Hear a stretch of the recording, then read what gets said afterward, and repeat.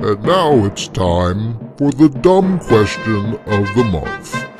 Here to answer this month's dumb question, James Patrick Holden.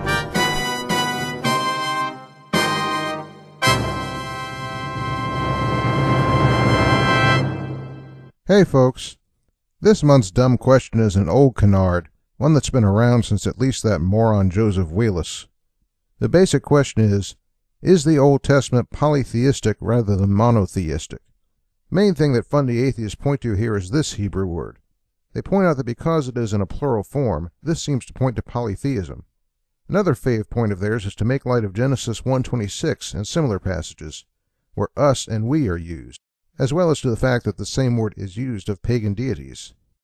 Well, there's a few things that could be said of this, such as that although it is indeed a plural form, when referring to Israel's deity, it was paired with verbs in the singular. That's not a multiplicity of beings, but a multiplicity of power or majesty.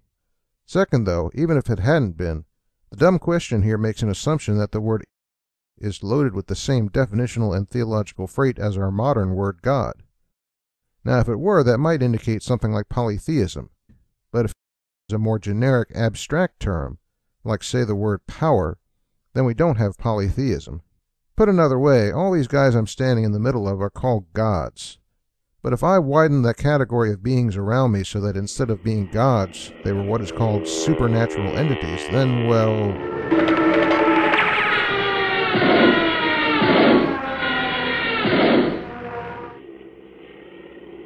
See what I mean?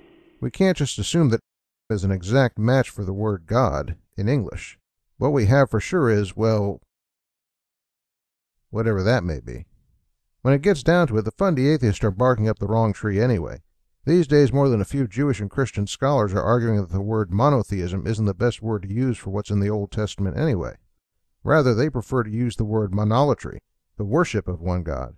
They also point out that what's more important than the term used is how the deity of the Old Testament was recognized, as the all-powerful creator of the universe superior to all other deities. In the end, asking whether the Old Testament is monotheistic or polytheistic really misses the point, and doesn't really consider the more important issues of the identity of the deity of Israel. Okay, that's all. Rap party.